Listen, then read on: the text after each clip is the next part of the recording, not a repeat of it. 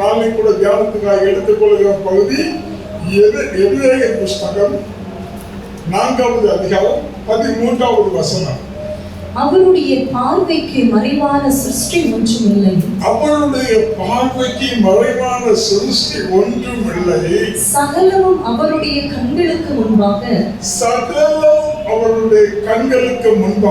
நிர்வாணமாயும் வெளியரங்கமாயும் இருக்கிறது. அல்லேலூயா. பாருங்க, அவருடைய பார்வைக்கு மறைவானது ஒன்றுமே இல்லையா? அப்போ நம்முடைய வாழ்க்கையை கொடுத்து, நம்முடைய செயல்பாடை கொடுத்து, நம்முடைய சிந்தனைகளை கொடுத்து, நம்முடைய எண்ணங்களை கொடுத்து, நினைவுகளை கொடுத்து, அத்தனையும் அவருக்கு நம்ம என்ன செய்யணும்? கணக்கு ஒப்பிக்கணும். ஹல்லேலூயா. கவனிங்க, எல்லாரையும் போல நம்ம வாழ்ந்து விட முடியாது. நம்ம ஒவ்வொரு நிமிஷமும் என்ன நினைக்கணும்னா, என்னுடைய வாழ்க்கையில நியாயத்திற்கு நாள் வந்து இருக்கிறது. அந்த நாள் நான் என்ன செய்யலாம்? கணக்கு ஒப்புவித்து ஆக வேண்டும். யாருக்கு கணக்கு ஒப்புவிக்கணும்? சர்வ வல்லமையுள்ள தேவனுக்கு கணக்கு ஒப்புவிக்கணும். ஹல்லேலூயா. தொடர்ந்து வாசிக்கலாம். ரோமன் புஸ்தகம் 14வது அதிகாரம் எடுத்துக்கொள்ளுங்கள். ரோமன் புஸ்தகம் 14வது அதிகாரம் 12வது வசனத்தை வாசிக்கலாம். ஆதலால் நம்மில் ஒவ்வொருவனும் தன்னை குறித்து தேவனுக்கு கணக்கு குறிப்பான். ஹல்லேலூயா. அதனால இதே வார்த்தை ஆண்டவர் பேசுறாரு. என்னன்னா, நம்ம பேசுகிற ஒவ்வொரு வீணான வார்த்தையும் குறித்து கணக்கு ஒப்புவிக்க வேண்டும். இந்த நாள்ல கர்த்தருடைய ஆவியானவர் நம்மளோட என்ன பேசுகிறார்னா, நாம் தன்னை குறித்து கணக்கு ஒப்புவிக்கணும். நாம் ஒவ்வொருவரும் தன்னை குறித்து நான் என்னை குறித்து நான் கணக்கு ஒப்புவிக்க வேண்டிய நாட்கள் வருகிறது. என்னுடைய செயல்பாடை குறித்து நான் கணக்கு ஒப்புவிக்க வேண்டிய நாட்கள் வருகிறது. என்னுடைய வாழ்க்கையை குறித்து நான் கணக்கு ஒப்புவிக்கணும். என்னுடைய கிரியை குறித்து நான் கணக்கு ஒப்புவிக்கணும். ஹல்லேலூயா. அதே போல நீங்க கிறிஸ்தவர்களாகிய ஒவ்வொருவரும் உங்களுடைய வாழ்க்கையை குறித்து கணக்கு ஒப்புவிக்க வேண்டிய நாட்கள் வருகிறது. உங்களுடைய செயல்பாடுகளை குறித்து, உங்களுடைய சிந்தனையை குறித்து, உங்களுடைய வாழ்க்கையை குறித்து மட்டுமல்ல, உங்களுடைய கிரியை குறித்து நீங்க என்ன செய்யணும்? கணக்கு ஒப்புவிக்கணும். ஒருவனும் அவருக்கு தப்ப முடியாது. ஏன்? அவருடைய பார்வைக்கு சகலமும் நிர்வாணமும் வெளியரங்கமாய் இருக்கிறது. அவருக்கு ஒருவரும் தப்ப முடியாது. அதனால தேவ பிள்ளைகளாகிய நம்ம ஒவ்வொரு நாளும் ஒவ்வொரு நிமிஷமும் என்ன செய்யணும்னா, வாழ்கிற வாழ்க்கைக்கு கணக்கு ஒப்புவிக்க வேண்டியது இருக்குதுங்கிற சிந்தையோடு வாழணும். ஏதோ தானோ என்ற கிறிஸ்தவ வாழ்க்கையை வாழ்ந்துவிடக் கூடாது, வாழ்ந்துவிட முடியாது. நமக்கு சில சட்டங்கள், நமக்கு சில நிபந்தனைகள், நமக்கு சில நியமங்கள் இருக்குது. அந்த நியமனத்தின்படிதான், சட்டத்தின்படிதான், கட்டளையின்படிதான், கற்பனையின்படிதான் நம்ம வாழ்ந்தாகிறோம். ஏதோ தானோ என்று வாழ்ந்துவிட முடியாது, கூடாது. அப்ப ஒவ்வொரு நாளும் தேவ பிள்ளை ரட்சிக்கப்பட்டவன் என்ன நினைக்கிறோம்னா, நான் வாழுகிற வாழ்க்கைக்கு கணக்கு கொடுத்தாகணும். நியாயத்தீர்ப்பு நாள்ல நம்ம குற்றவாளியாய் நிற்க கூடாது. இந்த எண்ணத்தோடு வாழணும். நம்மள கிறிஸ்தவராகி நம்ம அநேகர் என்ன நினைச்சுக்கிட்டு இருக்கிறோம் தெரியுமா? நான் ரட்சிக்கப்பட்டுட்டேன், இயேசு கிறிஸ்து ரத்தத்தினால் அவன் கழுவப்பட்டுட்டேன், என் மூதாதைய சாபங்கள் மன்னிக்கப்பட்டு விட்டது, என் முன்னோர்கள் பாவங்கள் மன்னிக்கப்பட்டு விட்டது, நான் நீதிமானாய் மாற்றப்பட்டு விட்டேன். ஆனபடினால நான் இங்க மறுக்கிறேன்னா எங்கேயுமே போறேன், நேர பரலோகத்துக்கு போறேன். நான் இங்க செத்தா எனக்கு அடுத்த ஒரு வாழ்க்கை இருக்குது, பரலோக வாழ்க்கை. எனக்கு பரலோகம் திறந்து இருக்குன்னு நினைச்சுக்கிட்டு நம்ம என்ன நினைச்சுக்கிட்டு இருக்கிறோம்? மனதில் வாழ்ந்துகிட்டு இருக்கிறோம். நியாயத்தை குறித்து பயம் இல்லாத ஒரு வாழ்க்கை. என்னுடைய வாழ்க்கையை கொடுத்து, என்னுடைய செயல்பாடை கொடுத்து, என்னுடைய கிறிஸ்தவ வாழ்க்கை கொடுத்து நான் ஒரு கணக்கு ஒப்புவிக்க வேண்டும் பயம் இல்லாதபடிக்கு வாழ்ந்து கொண்டிருக்கிறோம். அன்பான தேவ பிள்ளையே, நாம் ரத்தத்தினால் கழுவப்பட்டது உண்மைதான். முன்னோர்கள் சாபங்கள் மன்னிக்கப்பட்டது உண்மைதான். முன்னோர்கள் சாபங்கள் மன்னிக்கப்பட்டது உண்மைதான். நாம் நீதிமானாய் மாற்றப்பட்டது உண்மைதான். நாம் மனம் திரும்பியது உண்மைதான். நான் ரட்சிக்கப்பட்டது உண்மைதான். நான் இந்த கிறிஸ்துவின் பிள்ளை என்று வாழ்ந்து கொண்டிருப்பது உண்மைதான். ஆனால் மனம் திரும்பிய பின், ரட்சிக்கப்பட்ட பின், என் மூதாதையர் பாவங்கள் கழுவப்பட்ட பின், என் முன்னோர்கள் சாவுகள் கழுவப்பட்ட பின், என் பாவம் முற்றிலும் கழுவப்பட்டு நான் நீதிமானாய் ஒரு தேவனுடைய பிள்ளையாய் மாற்றப்பட்ட பின் என் வாழ்க்கை எப்படி வாழ்ந்து கொண்டிருக்கிறேன்? பாவம் கழுவப்பட்டது உண்மை, நான் நீதிமானாய் மாற்றப்பட்டது உண்மை, நான் ரட்சிக்கப்பட்டது உண்மை. ஆனா ரட்சிக்கப்பட்ட பின் என்னுடைய வாழ்க்கை எப்படி இருக்கிறது? இதை ஒரு கிறிஸ்தவை என்ன செய்யணும்? தியானிக்கணும். கிறிஸ்தவ பிள்ளைகளாக நம்ம ஒவ்வொரு நாளும் இதை நிதானிக்கிறோம். ஏன்னா ஒரு நாள் வருகிறது, அந்த நாள் நம்ம என்ன செய்யணும்? வாழ்கிற வாழ்க்கையை குறித்து கணக்கு ஒப்பிக்கணுமா? வேதம் சொல்லுது, அவனவன் ஒவ்வொருவரும் தன்னை குறித்து தேவனுக்கு கணக்கு ஒப்பிப்பான். அப்போ நம்ம ஒவ்வொருவரும் வாழ்கிற வாழ்க்கையை குறித்து தேவனுக்கு கணக்கு ஒப்பிச்சு ஆகணும். தப்ப முடியாது, ஒருவரும் தப்ப முடியாது. ஹல்லேலூயா. அப்ப கவனிங்க, நமக்குன்னு ஒரு நியமத்தை ஆண்டவர் வச்சிருக்கார், நமக்குன்னு ஒரு ஓட்டத்தை வச்சிருக்கார். எல்லாராலையும் நம்ம ஓட முடியாது. நம்ம எப்படி ஓட முடியுதுன்னா கிறிஸ்துவை முன்வைத்துதான் ஓட முடியும். எல்லாரையும் போல உலகத்துக்கு போல நம்ம வாழ முடியாது. நம்முடைய வாழ்க்கை எப்படி இருக்கிறதா கிறிஸ்துவை முன்வைத்துதான் வாழ்ந்தாகணும். கிறிஸ்துவை முன்மாதிரியாக வைத்துதான் நம்ம வாழ்ந்தாகணும். அவ்வளவு பார்த்தீங்கன்னா எப்ப ரசிக்கப்பட்டாரோ, எப்ப இயேசு கிறிஸ்துவினால் தொடப்பட்டாரோ அது முதல் அவருடைய வாழ்க்கை ஒரு மாற்றமா இருந்துச்சு. அவர் முன்னாடி வாழ்ந்த வாழ்க்கைக்கும் இயேசு கிறிஸ்துவால் தொடப்பட்ட பின்னாடி அவர் வாழ்ந்த வாழ்க்கைக்கும் நேர் ஒரு மாற்றம் வந்தது. அவன் சொல்றாரு, வாசிக்கலாம் 2 தீமோத்தேயு புஸ்தகம் 4வது அதிகாரம் 7வது வசனத்துல, நல்ல போராட்டத்தை போராடினேன், நல்ல போராட்டத்தை போராடினேன், ஓட்டத்தை முடித்தேன், விசுவாசத்தை காத்துக்கொண்டேன். அன்பான தேவனுடைய பிள்ளையே, அவர் ரட்சிக்கப்பட்ட உண்மை, தேவனுடைய ரத்தத்தால் கழுவப்பட்ட உண்மை, அவருடைய சாபம் அழிக்கப்பட்ட உண்மை, அவருடைய பாவம் அழிக்கப்பட்ட உண்மை. ஆனால் நீதிமானாய் மாற்றப்பட்ட பின்னாடி இந்த பவுல் வாழ்ந்த வாழ்க்கையில் ஒரு மாற்றம் இருந்தது. அவருடைய வாழ்க்கையை தேவனுக்கு கணக்கு ஒப்பிருக்கிற ஒரு எண்ணத்தோடு கூட அவருடைய வாழ்க்கையின் ஓட்டத்தை அழகாய் போனார். அதை சொன்னார், நல்ல போராட்டத்தை போராடினேன், ஓட்டத்தை முடித்தேன், விசுவாசத்தை காத்துக்கொண்டு. நம்முடைய வாழ்க்கையில எத்தனை சொல்லணும்? நம்ம நல்ல போராட்டத்தை போராடுகிறோமா? இல்ல இந்த உலகத்தோடு சேர்ந்து உலகத்தின்படி போராடி கொண்டிருக்கிறோமா? உலகத்தின் பிரச்சனைப்படி, உலகத்தின் நெருக்கடியில், உலகத்தின் சில காரியங்களுக்காக நாம் போராடி கொண்டிருக்கிறோமா? அவர் சொல்றாரு, அவர் நல்ல போராட்டத்தை போராடினார். கடந்த சில மாதங்களுக்கு முன்பாக என்னுடைய வாட்ஸ்அப்ல ஒரு குறுஞ்செய்தி வந்தது, ஒரு சின்ன செய்தி. அதை நான் ஓபன் பண்ணி பார்க்கும்போது என்னுடைய பழைய நண்பர் ஒருவர் கர்த்தருக்குள் நித்திரை அடைந்தார் அப்படிங்கிற ஒரு செய்தி. அதாவது அவர் மனத்து போய்விட்டார். அதற்கு அந்த செய்தியுடைய தலைப்பு கர்த்தருக்குள் நித்திரை அடைந்தார். இதை பார்த்த உடனே என்னுடைய நண்பர் அல்லவா, அதனால நான் அடக்காவதற்கு போகணுங்கிறதுனால நான் அடக்காவதற்கு போயிருந்தேன். நல்ல கவனிக்க, அவருடைய வாழ்க்கை அவர் ரசிக்கப்பட்டவர். ரசிக்கப்பட்டு மனம் இருந்து கொஞ்ச நாள் கிறிஸ்துக்குள்ள வாழ்ந்தார். ஆனா கொஞ்ச நாள் கழிச்சு என்ன போயிட்டாரு? விசுவாசத்தை கலந்து போயிட்டாரு, பின்வாங்கி போயிட்டாரு, ஏனோதான் வாழ்ந்தார். ஒரு முன்மாதிரியான வாழ்க்கை இல்லை, ஒரு கிறிஸ்துவ வாழ்க்கை இல்லை, தேவனுக்கு பிரியமுள்ள வாழ்க்கை வாழல. இந்த உலகத்தின்படி வாழ்ந்தாரு, பலவிதமான அடிமைத்தனங்களுக்குள்ளாக இருந்தாரு. அவர் மறுத்து போய்விட்டார். அப்படி மறுத்த செய்தி எப்படி வந்துச்சு? கர்த்தருக்குள் நித்திரை அடைந்தார்.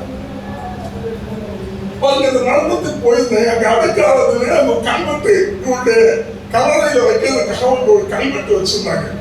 அந்த கல்வெட்டுல என்ன இருந்ததுன்னா, நல்ல போராட்டத்தை போராடினேன், ஓட்டத்தை முடித்தேன், விசுவாசத்தை காத்துக்கொண்டு நான் என்ன கேட்கிறேன், ஒருவேளை பிற்பாடு வருகிற அநேகர் இந்த கல்லறையை பார்க்கும்போது என்ன நினைப்பாங்க, இந்த மனுஷன் நல்ல போராட்டத்தை போராடி இருக்கிறார், நல்ல வாழ்க்கை வாழ்ந்திருக்கிறார், ஒரு நல்மனமான வாழ்க்கையை வாழ்ந்திருக்கிறார் அப்படின்னு சொல்லி சிலர் நினைப்பாங்க. ஆனா பாருங்க, அவன் வாழ்ந்த வாழ்க்கைக்கு இந்த உலகத்தை வேணும்னா ஏமாத்தலாம், இந்த உலக மனுஷங்களை வேணா ஏமாத்தலாம், தேவனை ஒருபோதும் ஏமாற்ற முடியாது. அவன் வாழுகிற வாழ்க்கைக்கு கத்தருக்கு செய்யணும், கணக்கு ஒப்புவிச்சே ஆகணும், ஒருவனும் தப்ப முடியாது. ஹல்லேலூயா. வசனம் சொல்லுது, சகலம் அவருடைய பார்வைக்கு நிர்வாணமும் வெளியானமா இருக்கிறார். நல்லா கவனிங்க, ஒரு குற்றவாளியை கொண்டு ஜட்ஜ்மெண்ட்டுக்காக ஜட்ஜுக்கு முன்னாடி, அதாவது நீதிபதிக்கு முன்னாடி நிப்பாட்டும் போது அந்த ஜட்ஜ்மெண்ட்டுக்காக எப்படி ஒரு குற்றவாளி நீதிபதி முன்னாடி காத்திருக்கிறானோ, ஒரு குற்றவாளியை நிறுத்தப்படுகிறானோ, அதே போல நம்முடைய வாழ்க்கையில் நியாய தீர்ப்பு ஒரு நாள் இருக்கிறது. அந்த நாள் அவன் நியாயஸ்தலத்தில் நீதி உள்ள நியாயாதிபதியாக வீற்றிருப்பான். அதனால நம்ம எல்லாருமே என்ன செய்யணும், நம்ம வாழ்ந்த வாழ்க்கைக்கான கணக்க ஒப்புவித்து அவனும் ஒருவனும் தப்ப முடியாது. அவனவன் கிரியைக்கு தக்க ஒரு பலனை அவனவன் அனுபவித்து ஆகணும். பக்கத்துல சொல்லுங்க, கணக்கு ஒப்புவிக்கிற நாள் இருக்குது. உங்க வாழ்க்கையை குறித்து நீங்க கணக்கு ஒப்புவிக்கணும். உங்க கிரியைக்கு தக்கதான பலன் நிச்சயமா அனுபவிக்கலாம். ஹல்லேலூயா. இன்னைக்கு நம்ம எப்படி வாழ்ந்து கொண்டிருக்கிறோம்னா, சபைக்குள்ள இருக்கிற வரைக்கும் நாங்க ஒரு கிறிஸ்தவர், சர்ச்சுக்குள்ள இருக்கிற வரைக்கும் ஒரு கிறிஸ்தவர், தேவ சமூகத்தில் இருக்கிற வரைக்கும் நம்ம கிறிஸ்தவரை வாழ்ந்து கொண்டிருக்கிறோம், ஒரு மாயமான வாழ்க்கையை வாழ்ந்து கொண்டிருக்கிறோம். ஆனா உலகத்துல போன உடனே உலகத்தால் எப்படி வாழ்கிறாரோ, இந்த உலக மனுஷங்கள் எப்படி வாழ்ந்து கொண்டிருக்கிறார்களோ, இந்த உலக ஜனங்கள் எப்படி வாழ்ந்து கொண்டிருக்கிறார்களோ, அவர்களை போல நாம் வாழ்ந்து கொண்டிருக்கிறோம். நம்ம கவனிக்க, நம்ம கழுவப்பட்டிருக்கிறோம், நம்ம ரட்சிக்கப்பட்டிருக்கிறோம், நம்முடைய மூதாதையர் சாபங்கள், நம்முடைய முன்னோர்கள் பாவங்கள் எல்லாம் நமக்கு கழுவப்பட்டிருக்கிறது, நம்முடைய நீதிமன்றை மாற்றப்பட்டிருக்கிறோம், நாம் கிறிஸ்தவன் என்று சொல்கிறோம். ஆனா இந்த உலகத்தோடு போய் சஞ்சரிக்கும் போது, உலகத்தோடு உறவாடும் போது, உலகத்தோடு உலாவும் போது நம்ம என்ன செய்துகிட்டு இருக்கிறோம்னா, இந்த உலகத்தை போல வாழ்ந்து கொண்டிருக்கிறோம். ஹல்லேலூயா. ரசிக்கப்பட்டிருக்கிற நம்ம எங்க போனாலும் எங்க வந்தாலும் என்ன செய்தாலும் நமக்குள்ளால் ஒரு என்ன இருக்கணும், ஆண்டவரே எனக்கு ஒரு ஓட்டத்தை நீங்க வைத்திருக்கீங்க, அந்த ஓட்டத்தில் தான் ஓடி ஆகணும். நான் எல்லாரும் ஓடுறது போல நான் ஓட கூடாது. அன்பான தேவப்பிள்ளையே, நம்ம ஒவ்வொரு நாளும் சிந்திக்கணும், நான் ரசிக்கப்படுறதுக்கு முன்னாடி வாழ்ந்த வாழ்க்கைக்கும் இன்னைக்கு நான் வாழ்கிற வாழ்க்கைக்கு என்ன வித்தியாசம் இருக்குது. இதை நம்ம நிதானிக்கிறோம்னா, இதை நம்ம யோசிக்கிறோம்னா, ஒரு குற்றவாளியை போல நீதியுள்ள நியாயாதிபதி முன்னாடி கணக்கு ஒப்புவிக்கும் போது நம்ம ஒரு குற்றவாளியை தீர்க்கப்படுவோம். ஒருவனும் தப்பு கிடைக்க முடியாத நாள் வருகின்றது. அத்தனை நியாயத்திற்கு முன்னாடி ஒரு குற்றவாளியை நிராகரிக்க ஒவ்வொரு நிமிஷமும், ஆண்டவரே உங்க ரத்தத்தால் கழுவப்பட்டிருக்க இந்த உலக ஓட்டத்துல நான் உங்க பிள்ளையாய் வாழணும், உங்க பிள்ளையாய் வாழுகிற ஒரு வாழ்க்கையின் அனுபவம் எனக்குள்ளால இருக்கணும். உலகத்துக்குள்ள போயிட்டோம்னா தேவனை குறித்த உணர்வு இல்லாம வாழ்றவங்க யாரு இந்த உலகத்துக்குள்ளார போகும்போது, இந்த உலகத்துக்குள்ளார நீங்க சஞ்சரிக்கும் போது ஒரு பயம் உங்க மனசுக்குள்ளார தேவன் காண்கிறார். என்னுடைய எல்லா அந்தரங்கத்தையும், என்னுடைய எல்லா மறைவிடத்தையும், என்னுடைய எல்லா ஒளிப்படத்தையும் அவர் பார்த்து கொண்டிருக்கிற பயத்தோட நடுக்கத்தோட ஒரு மனுஷன் வாழ்ந்து கொண்டிருக்காரோ, அவன் மனுஷனுடைய வாழ்க்கையில நாளைக்கு நாள் மாற்றம் உண்டாகிட்டே இருக்கும். நம்ம சொல்றோம், நான் கிறிஸ்தவன் தேவனுடைய ரத்தத்தால் கழுவப்பட்டிருக்கேன் சொல்றோம். கழுவப்பட்ட பிள்ளை ஒவ்வொரு நிமிஷமும் என்ன நினைக்கிறேன்னா, நான் இந்த உலகத்துக்குரியவனால நான் பிரித்தெடுக்கப்பட்டவர், எனக்கு ஒரு ஓட்டத்தை கட்ட நியமித்திருக்கார், அந்த ஓட்டத்தை நான் ஓடணும். அதுதான் விசுவாச ஓட்டம்.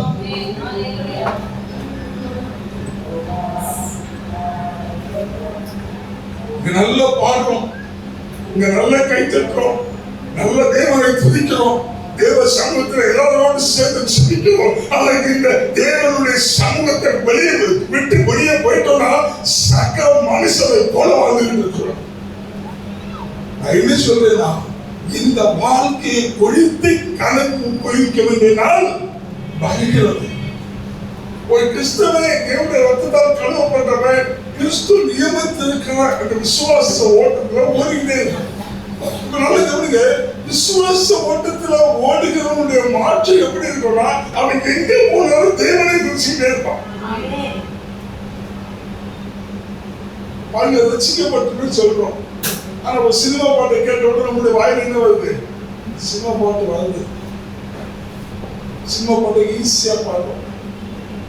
அப்போ நம்முடைய ரட்சிப்பு பாருங்க, சொல்றேன், நீங்க சினிமா பாட்டு மட்டுமல்ல, உங்க வாயிலுக்கு உச்சரிக்கிற ஒவ்வொரு வீணான வார்த்தைக்கும் கணக்கு வைக்கணும்னு வேணும் சொல்லுது. மட்டுமல்ல, உலகத்துக்குள்ள போயிட்டோம்னா, இந்த உலக வாழ்க்கைக்குள்ள போயிட்டோம்னா, தேவனை கொடுத்த ஒரு பாடல் நம்முடைய வாயில வருமானா வராது. அநேக வேலைகள் செயல்படுறோம். ஆனா ஒரு காரியம் வரும்போது நம்ம என்ன செய்யணும்னா, ஆண்டவரே, இந்த உலகத்துக்கு எனக்கு சம்மதம் இல்லை, நான் பிரித்தெடுக்கப்பட்டிருக்கிறேன், நான் ரத்தத்தால் கழுவப்பட்டிருக்கிறேன், என் பாவங்கள் கழுவப்பட்டிருக்குது, என் சாபங்கள் கழுவப்பட்டிருக்குது, நான் நீதிமானாக வரேன். ஒரு பாவம், ஒரு கிரியை உங்களை நோக்கி வருகின்ற போது உங்களை அறியாமலே ஒரு பாட்டு ஒரு வாயிலிருந்து, உலகு போடு உறவு எனக்கில்லை, சாத்தான் செயல்களோடு தொடர்பு எனக்கில்லை. இப்படி ஒரு கிறிஸ்தவனுக்குள்ளால, ரட்சிக்கப்பட்டவனுக்குள்ளால, தேவ நியமத்துல, தேவ கட்டளையில, தேவனுடைய கற்பனையில, தேவன் வச்சிருக்கிற பிளாக்ல, தேவன் வச்சிருக்கிற அந்த விசுவாச பாதையில ஓடுறவனுக்குள்ளால எப்ப பார்த்தாலும் தேவனை துதிக்கிற காரியம், தேவனை போற்றுகிற காரியம் வந்துட்டே இருக்குங்க. இது வரல, நான் உலகத்துக்கு போனவனே, உலகத்துக்கு போல வாழ்ந்து கொண்டிருக்கிறேன்னா நான் சொல்றேன், கண்டிப்பா தேவனுடைய அந்த நியாயத்தீர்ப்பு நாள்ல நீங்க குற்றவாளியா இருப்பீங்க. புரிந்து கொள்ளுங்க. நம்ம வாழ்கிற வாழ்க்கையை ஒவ்வொரு நிமிஷமும் நிதானிக்கணும், ஒவ்வொரு நிமிஷமும் நிதானிக்கணும். ஏன் தெரியுமா கிறிஸ்து அடிக்கப்பட்டாரு? ஏன் தெரியுமா கிறிஸ்து கல்வாரி சிலுவையில பலியாக்கப்பட்டார்? பாருங்க, பழைய நியமத்துல தேவன் மனுஷனை உண்டாக்கினாரு. மனுஷனை மட்டுமல்ல, அநேக ஜீவ சந்துக்களை உண்டாக்குறாரு, அநேக ஊரும் பிராணிகளை உண்டாக்குறாரு, அநேக பறவைகளை உண்டாக்குறாரு. ஒவ்வொன்றையும் தேவன் பார்த்து பார்த்து உருவாக்குனாரு. அத்தனை குறித்து தேவன் திருப்தி அடைந்தார். பக்கத்தில் சொல்லுங்க, தேவனால் உண்டாக்கப்பட்ட சகலத்தை குறித்து தேவன் திருப்தி அடைந்தார். ஆனா ஒண்ணு சொல்லுங்க, மனுஷனை உண்டாக்குறதுக்காக சொல்லுங்க, மனுஷனை உண்டாக்குறதுக்காக மனஸ்தாபப்பட்டார். ஏன்னா மனுஷன் எப்படி இருந்தாரா, தேவனுடைய பார்வைக்கு பிரியமில்லாத ஒரு வாழ்க்கையை வாழ்ந்து கொண்டிருந்தா, கீழ்ப்படியாமல் இருந்தா, முரட்டாட்டம் உள்ளவனாக இருந்தா, தன்னுடைய மாம்ச கிரியைகளை வெளிப்படுத்துகிறவனாக இருந்தா மனுஷன். மனுஷனை தேவன் படைத்ததை நோக்கம், மனுஷன் தன்னை போற்றுவான், தன்னை துதிப்பான், தன்னோடு கூட உறவாடுகிற ஒரு மனுஷனா இருப்பான்னு சொல்லி தேவன் அவருடைய சாயலாய், அவருடைய ரூபத்தின்படி மனுஷனை உண்டாக்குறாரு. ஆனா மனுஷன் மட்டும்தாங்க தேவனுக்கு பிரியமில்லாதவனாக இருப்பான். மனுஷன் மட்டும்தாங்க தேவனுடைய பார்வைக்கு அருவருப்பா இருந்தான். மனுஷன் மட்டும்தாங்க தேவனுக்கு கீழ்ப்படியாதவனாக இருந்தான். மனுஷன் மட்டும்தான் தேவனுக்கு முன்னாடி ஒரு முரட்டாட்டம் உள்ள மனுஷனாய், மாம்ச கிரியை வெளிப்படுத்துகிற மனுஷனாய் இருந்தான். இப்ப கவனிக்க, ஆண்டவர் என்ன செஞ்சார்னா, இந்த மனுஷன் திருந்தன்னு சொல்லி பலவிதமான பலிகளை பலி செலுத்தியாத மனுஷன் மனதிருமணும்னு சொல்லி பலிகளை பழைய ஏற்பாட்டு நியமத்தின் நாட்கள்ல மனுஷர்களுக்கு கட்டளையாய் கொடுத்தாரு. ஆனா மனுஷன் செஞ்சா பலி செலுத்தினா பாவம் செய்தான், பலி செலுத்தினா பாவம் செய்தான். ஒருபோது மனுஷன் பரிசுத்தம் ஆகல, ஒருபோது மனுஷன் தவறு உணரல, ஒருபோது மனுஷன் தப்பை சொல்லி செய்யல, ஒருபோது மனுஷன் தேவனுக்கு பிரியமாய் வாழணும்னு மனுஷன் நினைக்கல. அதனால ஆண்டவர் என்ன செஞ்சார்னா, இந்த மனுஷனை முற்றுமாய் பாவத்தை கழுவி ஒரு புதிய வாழ்க்கை கொடுக்கணும்னு சொல்லிதான் இயேசு கிறிஸ்து சிலுவையில் அடிக்கப்பட்டு அவருடைய ரத்தத்தினால மனுஷன் கழுவப்பட்டார். நீங்களும் நானும் பலி செலுத்ததுக்காக அல்ல, நமக்காக அவர் பலியாயிட்டார். இது என்ன செய்யணும்னா, மனம் திரும்பிய ஒரு வாழ்க்கை, அவரை பார்த்து அவரை யோசிச்சு அவரை நம்முடைய வாழ்க்கையில முன்மாதிரியாய் வைத்தே நம்ம என்ன செய்யணும், வாழணும், வாழணும். நீ பலி செலுத்த வேண்டாம், உங்களுக்காக ஒரு பலியாயிட்டாரு. இது நீங்க என்ன செய்யணும்னா, எனக்காக ஒரு பலியாயிட்டாரு, இது நான் பலி செலுத்த வேண்டிய தேவையில்லை, எனக்காக என்னுடைய பாவம் கழுவப்பட்டிருக்குது, என்னுடைய சாபம் மன்னிக்கப்பட்டிருக்குது, இனி நான் கிறிஸ்துவுக்காக வாழ்றேன்னு சொல்லி நீங்க கிறிஸ்துவுக்காக வாழ்றதுக்கு ஒப்பு கொடுத்து வாழுகிற ஒரு வாழ்க்கை முறையை அவர்கள் எதிர்பார்க்கிறார்கள். எப்போ இந்த வாழ்க்கை முறைமைக்குள்ளால, இந்த கிறிஸ்தவ வாழ்க்கைக்குள்ளால என் பாவம் கழுவப்பட்டு என் சாபம் மன்னிக்கப்பட்டு சொல்லி நீங்க நினைச்சு ஒரு கிறிஸ்தவ வாழ்க்கையை வாழ ஆரம்பிக்கிறீங்களோ, எப்போ ஒரு விசுவாச ஓட்டத்தை நீங்க தொடங்குறீங்களோ, அது முதல் தான் உங்களுடைய வாழ்க்கையில குற்றமற்றவர்களாய் நீங்க வாழ முடியும். ஞாயிற்று நாட்கள்ல நீங்க கணக்கு வைக்க முடியாது நிற்கும் போது எப்படி நிற்க முடியும்னா, குற்றம் இல்லாதவர்களாய் நிற்க முடியும். குற்றம் இல்லாதவர்களாய் நிற்கணும்னா ஒவ்வொரு நிமிஷமும் என்ன செய்யணும்னா, கிறிஸ்து எனக்காய் அடிக்கப்பட்டிருக்கிறாரு, அவரை என்னுடைய முன்மாதிரியாய் வச்சு அவரை நோக்கி நான் என்னுடைய வாழ்க்கையை செய்யணும், ஓடணும். நமக்கு எல்லாருக்கும் ஒவ்வொரு ஓட்டம் இருக்குது. அவன் பாத வேலை வேற வேலையா இருக்கலாம், ட்ராக் வேலை வேற வேலையா இருக்கலாம், ஆனா லெக்கு ஒன்றுதான். நம்ம ஓடும்படியாய் நமக்கு கொடுத்திருக்கப்பட்ட அடையாளமும் ஒருவர் தான். ஹல்லேலூயா. எபிரேய புஸ்தகத்துல 12வது அதிகாரத்துல 1வது வசனத்தை வாசிக்கிறேன். ஆகையால் மேகம் போன்ற இத்தனை திரளான சாட்சிகள் நம்மை சூழ்ந்து கொண்டிருக்க, மேகம் போன்ற இவ்வளவு திரளான சாட்சிகள் நம்மளை சூழ்ந்து கொண்டிருக்க, பாரமான யாவற்றையும் நம்மை சுற்றி நெருக்கி நிற்கிற பாவத்தையும் தள்ளிவிட்டு, விசுவாசத்தை துவக்குகிறவரும்,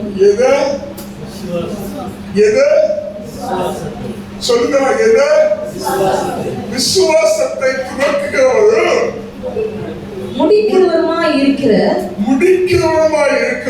இயேசுவை நோக்கி, யாரை நோக்கியா?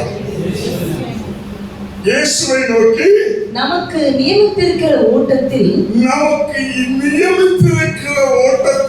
பொறுமையோட ஓடக்கடவோம். அப்ப யாரை நோக்கி ஓடணுமா? யாரை நோக்கி ஓடணுமா? யாரை முன்வைத்து ஓடணுமா? யாரை முன்மாதிரியை வைத்து ஓடணுமா? அவர்களுடைய ஓட்டம் ஒவ்வொரு நிமிஷம் இந்த உலகத்துல இருந்தாலும் நம்முடைய ஓட்டம் எதை முன்னாடி வச்சு, யாரை முன்னாடி வச்சு, யாரை முன்மாதிரியாக வச்சு ஓடணும்னா இயேசுவை முன்மாதிரியாக வைத்து. ஓட்டத்துல சில பாரமான காரியங்கள் என்ன செய்யும்? வரதான் செய்யும். இந்த பாரத்தில் என்ன செய்யலாம்? உதவி தள்ளிவிட்டு அவசர காரியங்கள் வரும்போது நம்ம என்ன செய்யணும்? எல்லாத்தையும் தள்ளிக்கிட்டு நான் இயேசுவை முன்மாதிரியாய் வைத்து ஓடுறோம். எனக்கு ஒரு லெக்கு இருக்குது, எனக்கு ஒரு ஓட்டம் இருக்குது, எனக்கு ஒரு தரிசனம் இருக்குது, எனக்கு ஒரு நோக்கம் இருக்குது. அந்த நோக்கத்தை நான் ஓடினா என்ன செய்யறோம்? நாளைக்கு ஒரு நாள் கணக்கு ஒப்பிக்க வேண்டிய நாள் வரும்போது நான் குற்றமற்றவனாய் இருக்கலாம். ஏன்னா யார் முன்னாடி வச்சு ஓடனேன்? இயேசு முன்னாடி வச்சு ஓடணும், இயேசு முன்னாடி வச்சு ஓடணும், இயேசுவை நோக்கியே ஓடிக்கொண்டுறேன். அதனால என்னுடைய வாழ்க்கை இருக்குது, கலைப்படாம இருக்குது. வசனம் சொல்லுது, பாரமான யாவற்றை. ஓட்டப்பந்தயத்துல ஓடுற அத்லெட் இருக்காங்களா, ஓட்டப்பந்தய வீரர்களை பார்த்துருக்கீங்களா? அவங்க பாரமான எதையும் எடுத்துக்க மாட்டாங்க. ஓட்டப்பந்தயத்தை ஓடுறவங்க என்ன பண்ணுவாங்கன்னா, பாரமான எதையும் ஒரு பனியன், ஒரு ட்ரௌசர், வேற எதையும் இன்னைக்கு உலகத்துல பாருங்க, மனுஷரை விட்டு எதை பிரித்தாலும் பிரிக்கலாம், ஒண்ணு பிரிக்க முடியாது. எதை வேணாலும் பிரிக்கலாம். கணவனை விட்டு மனைவியை பிரிக்கலாம், மனைவியை விட்டு கணவனை பிரிக்கலாம், பிள்ளைகளை விட்டு பெற்றோரை பிரிக்கலாம், பெற்றோரை விட்டு பிள்ளைகளை பிரிக்கலாம். எல்லாத்தையும் பிரிச்சு வாழ தெரியும், எல்லா உறவுகளையும் பிரிந்து வாழ தெரியும். ஒண்ணு மட்டும் பிரிந்து வாழ முடியாது, செல்போன். செல்போனை விட்டு பிரிந்து வாழ முடியல. இப்போ ஓட்டப்பந்தயத்துல ஓடுறவன் நான் செல்போனை வச்சுக்கிட்டு ஓடுறேன்னு ஓடுறேன்னா, எவனாலும் வந்து செல்போனை வச்சுக்கிட்டு ஓடுறானா? ஏன்னா அவனுக்கு தெரியும் நான் லெக்கை நோக்கி போய் சென்றேனோ இந்த செல்போன் எனக்கு என்ன செய்யும், ஏதாவது ஒரு பிரச்சனையை கொண்டு வரும், ஏதாவது பாரமான காரியத்தை கொண்டு வரும், ஏதாவது என்னுடைய ஓட்டத்துக்கு டிஸ்டர்பன்ஸா இறைச்சலா ஏதாவது ஒண்ணு எனக்கு வந்து சொல்லி அவன் என்ன செய்யறான், செல்போனை விளக்கிறான். ஒன்றையும் எடுத்து போட மாட்டான். முழு கவனமும் ஒண்ணு விளக்கு விளக்கு. வசனம் சொல்லுது, பாரமான யாவற்றையும் உதறி தள்ளிவிட்டு. பாரம் மட்டுமல்ல, பாவங்களை அந்தரங்கத்துல மரணத்துல ஒளிப்படத்தில் இருக்கிற எல்லா பாவங்களையும் விலக்கிவிட்டு, பாவத்துக்கு விலகி இயேசு கிறிஸ்துவை மட்டுமே நினைத்து அவரை மட்டுமே பார்த்து அவரை பார்த்தே ஓடணும். இதான் விசுவாச ஓட்டம். இப்படி ஒரு மனுஷன் நான் ரட்சிக்கப்பட்டது, தேவனால் கழுவப்பட்டது, அதனால இயேசுவை முன்வைத்து தான் நான் ஓடணும்னு சொல்லி ஒவ்வொரு நாளும் தன்னுடைய வாழ்க்கையை இயேசுக்கு நேராக முன்வைத்து ஓடிக்கொண்டு இருப்பானால் அவன் நியாய தீர்ப்பு அல்ல, குற்றமற்றவனாக இருக்க முடியும். ஹல்லேலூயா. அதனால கவனிங்க, நம்ம வாழ்கிற வாழ்க்கையில ஒவ்வொரு நாளும் என்ன செய்யணும்னா வாழ்க்கைய நிதானிக்கணும். நல்ல கவனிக்க, நம்ம ரசிக்கப்பட்டுட்டோம், மனம் திருப்பிட்டோம், ரத்தத்தால் கழுவப்பட்டுட்டோம். ஆனா நம்ம நினைக்கிறோமா நான் ரசிக்கப்பட்டதுக்கு முன்னாடி வாழ்ந்த வாழ்க்கைக்கு ரசிக்கப்பட்ட பின்னாடி வாழ்ந்த வாழ்க்கைக்கு என்னென்ன மாற்றம் இருக்கு, என் வாழ்க்கையில என்னென்ன மாற்றம் இருக்கு? ஒரே ஒரு மாற்றம் இருக்கு, நானே சொல்லிடுவேன். ஒரு மாற்றம் இருக்கு. என்ன மாற்றம்?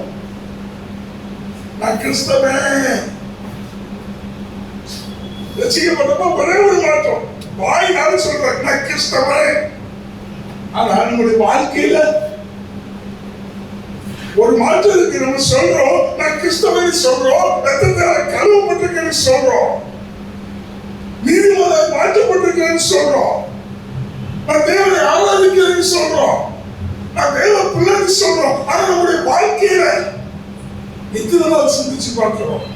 நல்ல கவனிங்க, ஏதோ தானும் வாழ்ந்து பரலோகத்து பேரால போக முடியாது. பரலோகத்து போகிறதுக்கு முன்னாடி ஒரு ஜட்ஜ்மெண்ட் இருக்குது, ஒரு நியாய தீர்ப்பு இருக்குது. நியாய தீர்ப்பு முன்னாடி அத்தனை பேர் நின்றாலும் வசனம் சொல்லுது, அவனவன் வாழ்க்கை கொடுத்து தன்னை கொடுத்து கணக்கு ஒப்பிக்கணுமா. அவருடைய பார்வைக்கு அத்தனையும் நிர்வாணமும் வெளியரங்கமா இருக்குது. அவரால் கவனிங்க, நம்ம வாழும்போது ஒவ்வொரு நாளும் நினைக்கிறாண்டவரே, நான் வாழுகிற வாழ்க்கை உனக்கு பிரியமா இருக்கிறாண்டவரே, உமக்கு இஷ்டமானபடி நான் வாழ்ந்தாண்டவரே. தயவு செய்து சொல்றேன், தேவ பிள்ளைகளா இருக்கிறோம், ஒவ்வொரு நாளும் நினைக்கிற வாழ்க்கையில என்ன மாற்றம் இருக்கு. கிறிஸ்தவன் சொல்றேன், சர்ச்சு போற சத்தியத்தை கேட்கிறேன், எனக்கு நியமம் கொடுக்கப்பட்டிருக்குது, எனக்கு கட்டளை கொடுக்கப்பட்டிருக்குது, எனக்கு கற்பனை கொடுக்கப்பட்டிருக்குது. இதை எதை நான் கடைபிடிக்கிறேன்? இந்த வசனத்தை கடைபிடிச்சு அந்த வசனத்துக்கு நடக்கிறேன் ஓடாத சொல்ல முடியுமா? இந்த வசனம் என்ன பேசிச்சு போது, இந்த வசனத்துக்கு நான் நடந்து கொண்டு இருக்கிறேன். இதாங்க இந்த வாழ்க்கையை மாற்றுங்கிறது. என் வாழ்க்கை மாறுதுன்னா இந்த வார்த்தை பேசிச்சு, இந்த வார்த்தைகளுடைய வாழ்க்கையை ஒப்பு கொடுத்தது, இந்த வார்த்தைகளுடைய வாழ்க்கையை நான் மாற்றிக்கொண்டு இருக்கிறேன். ஏதோ ஏதாவது இந்த உலகத்தை போல நான் வாழுகிறது. இந்த வாழ்க்கையில ஒவ்வொரு வாழ்க்கை வார்த்தை வரும்போது என் வாழ்க்கையை மாற்றிக்கொண்டே இருக்குது. நாளுக்கு நாள் என் வாழ்க்கையில மாற்றம் நடந்து கொண்டே இருக்குது. இப்படி சொல்றவங்க தாங்க ஜட்ஜ்மெண்ட் நாள்ல, நியாய தீர்ப்பு நாள்ல கணக்கு ஒப்பிக்கும் போது குற்றமற்றவர்களாய் தப்ப முடியும். இல்லைன்னா அவன் நம்ம கிரியைக்கு தக்கதான பலன் அவன் அனுபவித்து ஆகணும். ரட்சிக்கப்பட்டு தேவ பிள்ளையை வாழ்ந்து கொண்டிருக்கிற நம்ம ஒருபோதும் ரசிக்கக்கூடாது, நரக ஆக்கினைக்கு போயிடக்கூடாது. அப்போ நம்ம வாழ்ந்த வாழ்க்கையில ஒவ்வொரு நாளும் முடிவெடுக்கிற ஆண்டவரே, என் வாழ்க்கையில மாற்றம் வேணும் ஆண்டவரே, நான் மாறணும் ஆண்டவரே. இதுக்கு முன்னாடி இருந்தது போல ஒரு வாழ்க்கையை நான் செய்யக்கூடாது, வாழக்கூடாது. யோசிச்சு பாருங்க, யோசிச்சு பாருங்க. தயவு செய்து ஒரு 2 நிமிஷம் உங்களை பின்பற்றி பார்க்கிறேன்.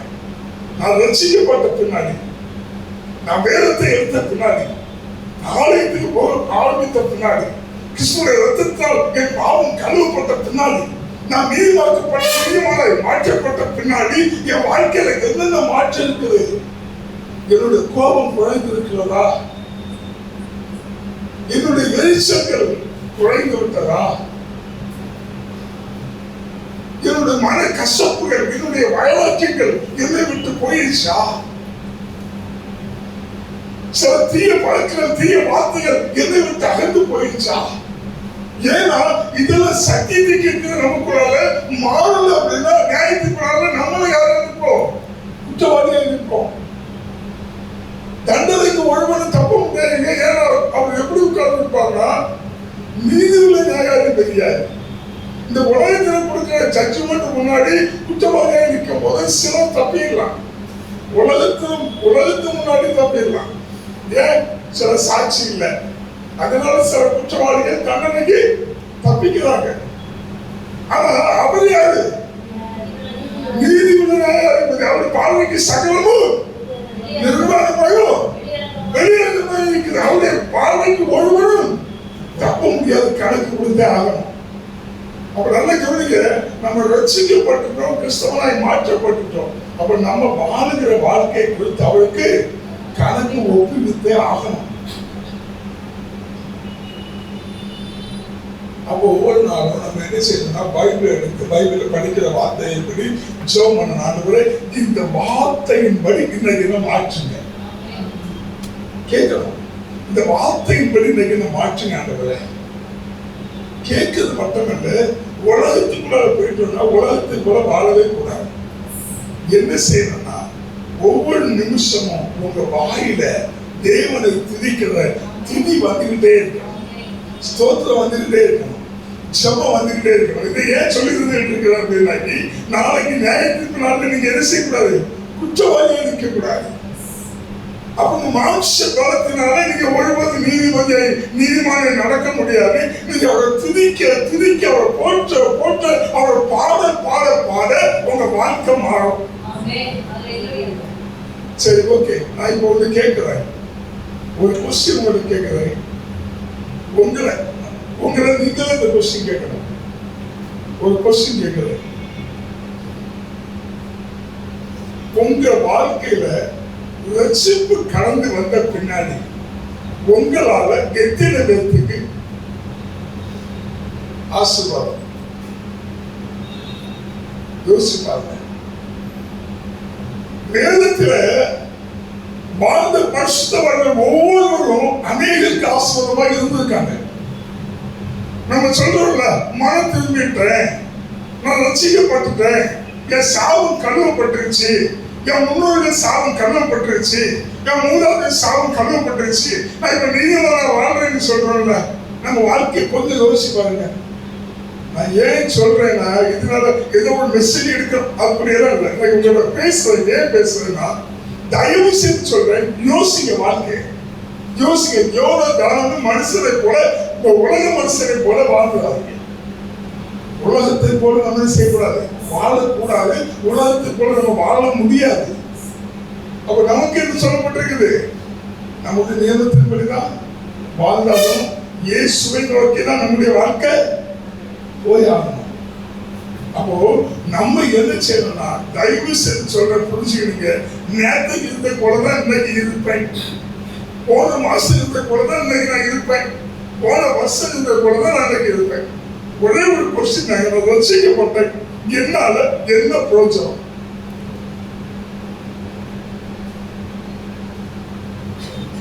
ரட்சிக்கப்பட்ட நம்மளால என்ன பிரயோஜனம்? சரி, அதுதான் விடுங்க. ரட்சிக்கப்பட்ட நம்மளால மற்றவங்களுக்கு பிரயோஜனம் என்ன? ரட்சிக்கப்பட்ட எனக்குள்ளால என்ன மாற்றம்?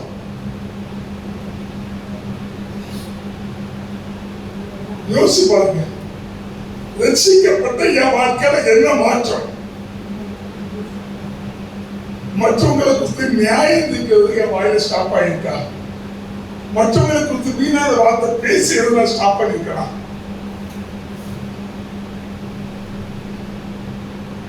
தேவனுக்கு பிரியமில்லாத அங்க வாழ்க்கை வாழ்ற காரியங்கள்ல எனக்குள்ளால மாற்றம் வந்திருக்குதா? மற்றவர்களுடைய பார்வைக்கு ஒழித்து வைத்து வாழ்கிற ஒரு வாழ்க்கைக்குள்ளால எனக்குள்ளால மாற்றம் வந்திருக்குதா? சிலருடைய பார்வைக்கு சில மறைமுக வாழ்க்கையில வாழ்ந்து கொண்டிருக்கிறேன், அந்த வாழ்க்கையில எனக்குள்ளால மாற்றம் வந்திருக்குதா? என்னுடைய தீய பழக்கங்கள் எனக்குள்ளால மாற்றம் வந்திருக்குதா? நான் செஞ்ச சில தேவனுக்கு பிரியமில்லாத கிரியைகள் எனக்குள்ளால மாற்றம் வந்திருக்குதா? கிறிஸ்தவ வாழ்க்கைன்றது மாற்றம் வரணுங்க. சத்தியத்தை கேட்டு கேட்டு இந்த காதல கேட்டு இந்த காதல விட்டது இல்ல. விட்டா நாளைக்கு நியாய தீர்ப்பு நாள்ல நீங்க கணக்கு போய் வந்து யாரா இருப்பீங்க? கணக்கு போய் சாகணும். நீங்க வாழ்கிற வாழ்க்கை குறித்து கணக்கு போய்க்கணும். ஏதோ காலம் வாழ்றீங்க உலகத்தை போல நம்ம ஒருவரும் வாழவே முடியாது. பக்கத்து சொல்றது உலகத்தை போல ஒருபோதும் நீங்க வாழ முடியாது. உங்களுக்கு சில நியமம், உங்களுக்கு சில கட்டளை, உங்களுக்கு சில கற்பனை கட்ட வைத்திருக்கிறார். அப்ப நல்ல கவனிங்க. இந்த உலகத்தில் நம்ம வாழும்போது எப்படி வாழணும்னா ஒவ்வொரு நாளும் கிறிஸ்துவை முன்வைத்து அவரை நோக்கியே வாழணும். அவரை பார்த்து பார்த்து பார்த்து பார்த்து அவரை பார்த்து அவருக்கு பிரியமாய் அவரை திருப்திப்படுத்தி அவரை சந்தோஷப்படுத்தி அவரை மகிழ்ந்து வாழ்கிற ஒரு வாழ்க்கை தானே கிறிஸ்தவ வாழ்க்கை. நான் ரசிக்கப்பட்டு சொல்லிட்டு எந்த ஏதோ தானு வாழக்கூடாது. நல்ல கவனிக்க. நம்முடைய வாழ்க்கையை குறித்து நம்ம வாழ்கிற வாழ்க்கையை குறித்து கர்த்தருக்கு கணக்கு ஒப்பிக்க வேண்டிய ஒரு நாள் வருது. அந்த நாளுடைய பெயர் என்ன? நியாய தீர்ப்பு நாள். நியாய தீர்ப்பு நாள்ல அவர் நீதிபதி நியாயாதிபதி உட்கார்ந்து இருப்பார். அன்னைக்கு நம்ம செய்த எல்லாமே நிர்வாணமாகவும் வெளியரங்கமாகவும் இருக்கும். எதுக்கு கவலைப்படுறோம்? தயவு செய்து சொல்றேன், வாழ்க்கை மாற்றம் வேணும்னு கவலைப்படுறேன். என் வாழ்க்கை மாறும் ஆண்டவரே, என் வாழ்க்கை உமக்கு பிரியமானபடி உமக்கு சித்தமானபடி என் வாழ்க்கையை மாற்றி ஆண்டவரே கேளுங்க.